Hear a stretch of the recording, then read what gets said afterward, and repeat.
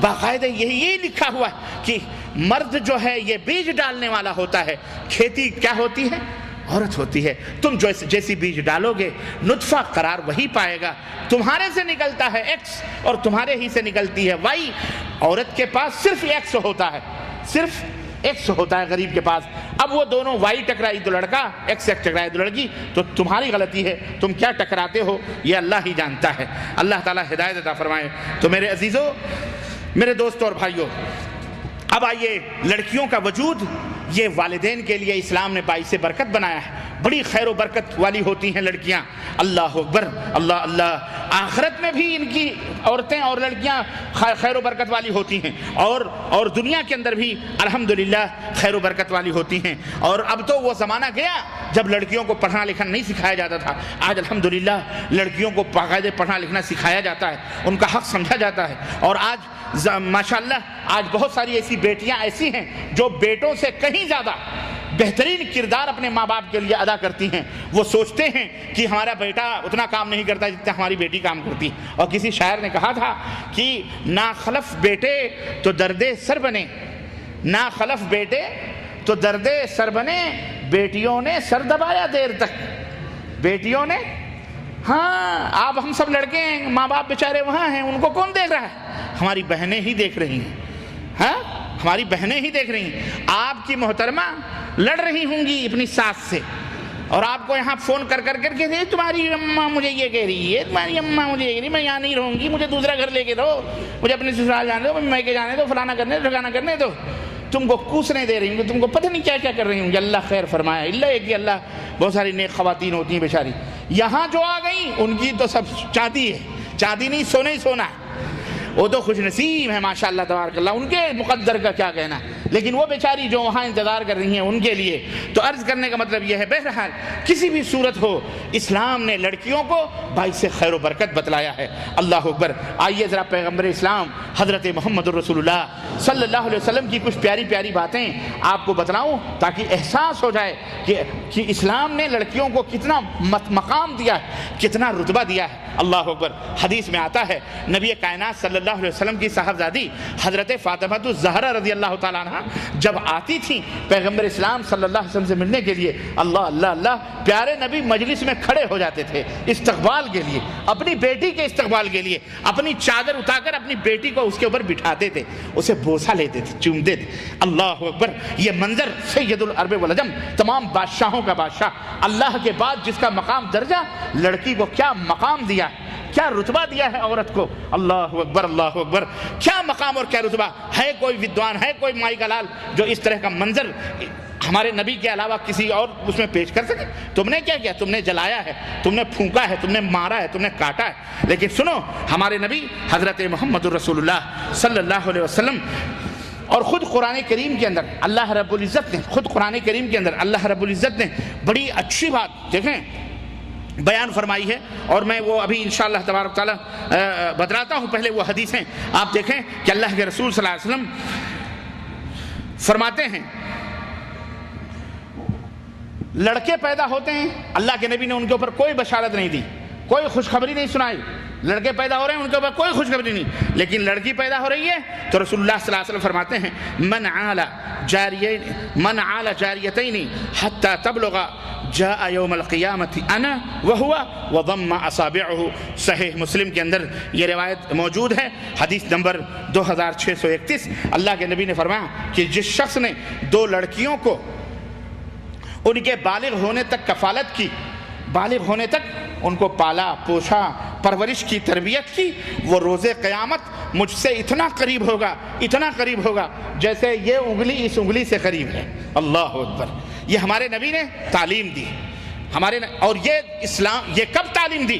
یہ اس دور میں تعلیم دی جب نبی کریم صلی اللہ علیہ وسلم اسلام لے کر کے آئے اور آپ کو اسلام کا پیغمبر بنایا گیا۔ اس وقت آپ کی نظر پڑی تو آپ نے دیکھا کہ قبیلے حجاز کے جنوب مشرقی ایریوں میں باقاعدہ عورتوں کو، بچیوں کو زندہ درگور کیا جاتا تھا۔ ایک شخص تھا قیس تمیمی نام، قیس ابن عاصم تمیمی۔ اس شخص کا ہوا کہ وہ بڑا آدمی تھا، اس کی کسی قبیلے سے لڑائی تھی، اور وہ لڑائی میں کیا ہوا کہ اس کی بیٹی وہ سامنے والے قبیلے کے لوگ اٹھا کے لے کے چلے گئے، بعد میں صلح ہوئی. جب صلح ہوئی تو اس نے اپنی بیٹی سے کہا کہ بیٹی اب تم واپس آ جاؤ, صلح ہو چکی ہے, لیکن وہاں اس نے شادی کر لی تھی, اس قبیلے والوں نے اٹھا لے گئے تو شادی کر لی تھی. تو جب باپ نے کہا اب تم اس قبیلے سے واپس آ جاؤ, صلح ہو گئی, یہ تو ہماری بے عزتی کی بات ہے, تو بیٹی سے آنے سے انکار کر دیا, کہا نہیں میں نہیں آؤں گی, میرا شوہر موجود ہے, اسے چھوڑ کے نہیں آؤں گی. تب باپ کو غیرت آئی کہ یہ ہمارے دشمنوں کے ساتھ چلی گئی, ہم نے اس کو پالا پوچھا, اب ناک اونچی ہوتی عربوں کی اور آج بھی ہے. اسی غیرت میں اس نے قسم کھائی کہ آئندہ اگر کوئی میرے بچی پیدا ہوگی تو اس دنیا میں مجھے زندہ نہیں رکھوں گا.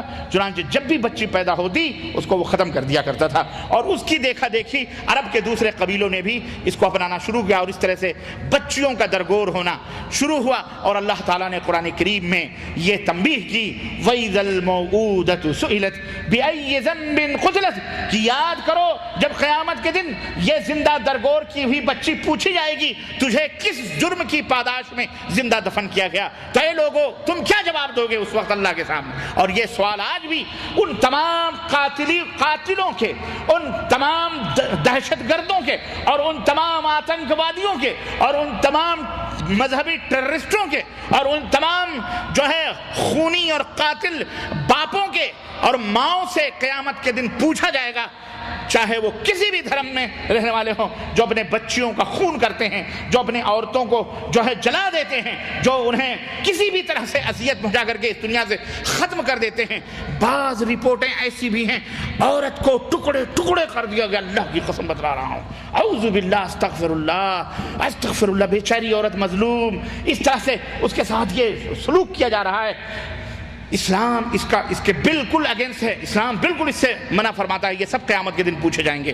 اللہ کے رسول صلی اللہ علیہ وسلم نے فرمایا کہ قیامت کے دن جیسے یہ دونوں انگلیاں قریب قریب ہیں, اللہ اکبر, ایسے یہ مقام نبی صلی اللہ علیہ وسلم کوئی مجاہد نہیں پا سکتا, کوئی شہید یہ رتبہ نہیں پا سکتا, کوئی بڑے سے بڑا بھی عالم اور مفتی اور محدث نہیں پا سکتا. یہ کس کو ملے گا؟ اس آدمی کو ملے گا جو بیٹیوں سے محبت کرتا ہے اور بیٹیوں کو پال پوش کر بالغ ہونے تک جوان کر کے ان کی شادیاں کرتا ہے, اللہ کے نبی کے ساتھ ساتھ جنت میں. اللہ کتنا بڑا رتبہ ہے. یہ عورت کے رتبے کو اسلام نے اجاگر کیا ہے.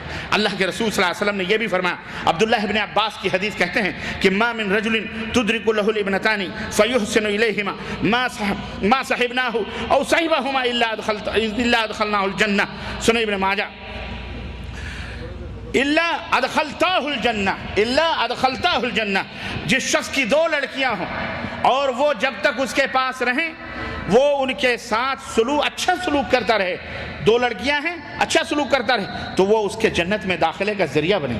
کوئی سوچ سکتا ہے صرف دو لڑکیاں؟ اللہ کے بندے, جب دو لڑکیوں کے پالنے کا یہ صلہ اور یہ بدلہ ہے, تو جن کے پاس 5 10 2 4 6 ہیں ان کے پالنے کا صلہ تو ڈبل ٹربل اور کئی گنا ہے.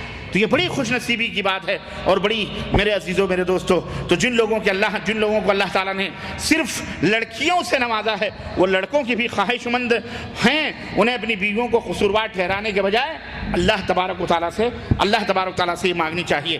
اور یہی نہیں بلکہ آپ دیکھیں کہ اللہ تبارک تعالیٰ نے قرآن کریم میں کس طرح سے عورتوں کے رتبے اور خود اللہ کے رسول صلی اللہ علیہ وسلم کو دیکھیں کہ کس طرح سے اپنے بیٹی, اور یہی نہیں کہ ایک دفعہ اللہ کے نبی صلی اللہ علیہ وسلم میں بتاؤں, حضرت امامہ رضی اللہ عنہ جو نواسی تھی, اللہ کے نبی کا بیٹیوں سے پیار دیکھیں کہ اللہ کے دربار میں کھڑے ہیں لیکن گود میں لے کر کے بیٹی کو کھڑے ہیں, اپنی نواسی کو گود میں لے کے کھڑے ہوئے ہیں. جب رکوع کرتے ہیں پیار سے اس کو بٹھا کر رکوع کرتے ہیں, سجدہ کرتے ہیں, اور پھر جب قیام کے لیے اٹھتے ہیں پھر بیٹی کو گود میں لے کر کے. یہ اللہ کے نبی نے یہ کردار اپنی امت کے سامنے پیش کیا کہ دیکھو ہم بیٹیوں سے محبت کرتے ہیں, تم بھی بیٹیوں سے محبت کرو. اللہ اکبر. تو میرے عزیزوں میرے دوستوں اور بھائیوں, قصہ بہت, اور اس موضوع کے اوپر جتنا بھی بیان کیا جائے اور جتنا بھی پڑھا جائے اور وہ کم ہے اور بتایا جائے اتنا کم ہے. آپ کو میں بتاؤں کہ ام المومنین عائشہ صدیقہ رضی اللہ تعالیٰ عنہ کا کردار دیکھیں. اللہ کے نبی صلی اللہ علیہ وسلم سے کہتی ہیں کہ اللہ کے نبی آج ایک عجیب و غریب بات میں نے دیکھی. اللہ کے نبی نے فرمایا کیا بات ہے؟ کہنے لگی کہ میں گھر میں بیٹھی تھی, اچانک میں نے دیکھا کہ ایک عورت 2 چھوٹی چھوٹی ننھی منی بچیوں کو لے کر کے آتی ہے اور مجھ سے کچھ مانگتی ہے. گھر میں کچھ بھی نہیں تھا, میں نے 3 کھجوریں دے دی, اس نے ایک کھجور دونوں بچیوں کو دے دیے اور ایک کھجور اس نے خود کھانے کے لیے. بچیوں نے جلدی جلدی اپنی وہ دونوں کھجوریں کھا لیں اور جب دیکھا کہ ماں کھانے جا رہی ہے تو پھر ماں کی طرف ہاتھ بڑھا دیا منہ کھول کر کے, اماں اب ماں نے بیچاری نے بھوکی وہ بھی تھی، ماں نے ان کے 2 ٹکڑے کیے، آدھے اس بچی کے ہاتھ میں رکھ دیے، آدھی اس بچی کے منہ میں ڈال دیے۔ تو کہنے لگی اللہ کے نبی یہ منظر میں نے دیکھا تو میرا دل بڑا عجیب سا ہوا۔ اللہ کے نبی نے فرمایا اللہ نے جنت اس عورت کے اوپر واجب کر دی۔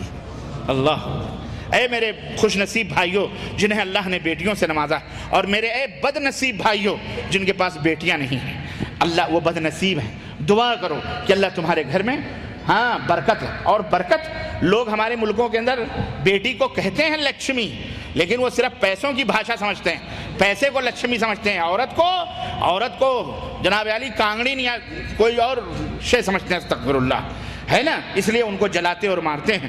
تو میرے عزیزوں، اور آج اسی وجہ سے عورت کو جو ہے یہ مقام اور یہ رتبہ اسلام نے عورت کو دیا ہے، اور اس کے علاوہ بھی بہت ساری باتیں احادیث کے اندر موجود ہیں۔ میں اس مختصر سے وقت میں زیادہ تفصیلات میں نہیں جانا چاہتا، میرے پاس ٹائم نہیں ہے، 5 منٹ اور ہے۔ اور بہرحال تو یہ چند قیمتی باتیں مظلوم بچیوں کے تعلق سے تھیں جو میں نے آپ حضرات کی خدمت میں رکھی ہیں۔ آپ اس ہماری آواز بنیں، ہماری دعوت بنے، اور آپ گھر گھر نگر نگر اس آواز کو پہنچائیں، اور اسلام کی اس تعلیم کو ہماری ان بہنوں تک جو غیر مسلم ہیں، جو اللہ کی بندیاں ہیں، جو اسلام سے دور ہیں، جو اسلام کو نہیں جانتے، وہ ہمارے بھائی یا ہماری وہ بہنیں، ان تک پہنچاؤ کہ دیکھو پریشان نہ ہو، تم کبھی دکھ اور درد کی ماری نہ بنو، آؤ اسلام کے اندر آؤ، اسلام کے اندر آؤ، انشاءاللہ تعالیٰ تمہاری ہر سمسیاؤں کا سمادھان، ہر پریشانیوں کا حل انشاءاللہ اسلام کے اندر موجود ہے، اور انشاءاللہ تعالیٰ ہم اس کو حل کرنے کی، سالو کرنے کی کوشش کریں گے۔ لیکن مسلمانوں، آپ بھی سب سے پہلے اپنے مسئلے کو صاف کر لو۔ ہم بہت بڑی رکاوٹ ہیں اسلام میں آنے کے لیے، لوگ اسلام لانا چاہتے ہیں، لوگ اسلام میں داخل ہونا چاہتے ہیں، لوگ اسلام کو پڑھنا اور سمجھنا چاہتے ہیں، لیکن ہم اسلام کی راہوں میں بہت بڑی رکاوٹ بنے ہوئے ہیں۔ اس لیے ہم اپنے کردار اور اپنے کیریکٹر سے یہ سمجھنے کی کوشش کریں اور لوگوں کو بتلانے کی کوشش کریں کہ نہیں، اسلام نہایت ہی پیارا اور سچا دھرم ہے۔ ہمارا اپنا کردار صاف ہونا چاہیے۔ ایک نو مسلم نے، بلکہ نو مسلم نہیں بلکہ ایک غیر مسلم بھائی نے بڑی پیاری بات کہی، اور بہت کڑوی بات ہے میرے بھائیوں میں، لیکن میں ہینڈ اوور کرنا چاہتا ہوں، میں آپ کے دماغوں کی نظر کرنا چاہتا ہوں، سمجھیں آپ اس کو۔ اس نے کہا آپ مسلمانوں کی بات یہ تو بہت اچھی ہے، اسلام بہت اچھا ہے، اسلام کی تعلیم بہت اچھی ہے، اسلام کے لوگ بہت اچھے ہیں، آپ لوگ بھی بہت اچھے ہیں، آپ ہمیں روٹی تو دے دیتے ہو، مسلمان ہونے کے بعد گھر بھی دے دو گے، روٹی بھی دے دو گے، سب کر لو گے، لیکن ہماری بیٹیوں سے شادیاں کوئی کرنے کے لیے تیار نہیں ہوتا ہے۔ اللہ، ہم اپنی بیٹیاں لے کے کہاں جائیں گے؟ ہم مسلمان ہو جائیں لیکن ہماری بیٹیوں سے شادیاں کون کریں؟ ہے بولو، یہ حقیقت نہیں ہے؟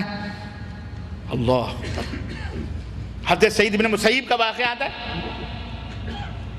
کہ ایک شاگرد ان کے درس میں بیٹھا کرتا تھا، اچانک 3-4 دن ہو گئے غائب، پتہ لگا، کہا اس کی بیوی مر گئی، اس کے گھر گئے، اس کے عادت کی، کہا کیا بات ہے، کیوں پریشان ہو، پڑھنے نہیں آ رہے؟ کہنے لگا حضرت میری بیوی مر گئی، میں غم میں ہوں۔ کہا دوسری شادی کر لو۔ کہا مجھ فقیر سے کون شادی کرے گا، 2-4 درہم بھی میرے پاس نہیں ہے۔ اللہ اکبر، گھر میں گئے، ان کی جوان بیٹی سعید بن مسیب کی جوان بیٹی گھر میں، کہا بیٹی میرا شاگرد ہے، ایسا ہے، نہ مال دیکھا، نہ دولت دیکھی، نہ بینک بیلنس دیکھے، نہ پلاٹ دیکھے، نہ بلڈنگ دیکھی، نہ کچھ دیکھا، طالب علم تھا، پڑھنے والا تھا، ہوشیار تھا، شاگرد تھا۔ بیٹی سے کہا بیٹی تو تیار ہے؟ بیٹی نے کہا ابا آپ کی مرضی ہے۔ کہا بسم اللہ کرتے ہیں، اس کو دولہا بنایا اور کہا میں اپنی بیٹی تجھے دینے کے لیے تیار ہوں۔ آج ہم کسی کو اپنی بیٹی دیتے ہوئے اس کا خاندان کیا ہے، اس کا نسل کیا ہے، اس کی نسب کیا ہے، فلانا، اس کا نہ دین دیکھتے ہیں، نہ اس کا عقیدہ دیکھتے ہیں، اس کے پلاٹ دیکھتے ہیں، اس کی بلڈنگیں دیکھتے ہیں، اس کا بزنس دیکھتے ہیں، کوالیفیکشن کیا ہے، ڈاکٹر ہے یا انجینئر ہے، فلاں ہے، کتنے موٹر دے گو، جہاز دو گے، ہم کو موٹر سائیکل چاہیے، ہم کو کار چاہیے، ہم کو بنگلہ چاہیے، ہم کو فلاں چاہیے، ہم کو فلاں چاہیے۔ پھر آج کیسے اسلام پھیلے گا میرے عزیزوں، میرے دوستوں؟ یہ آپ کی ذمہ داری ہے کہ آپ اسلام کو پھیلانے کا سبب بنو، اسلام کے پھیلنے کا سبب بنو، اسلام کو روکنے کا سبب نہ بنو۔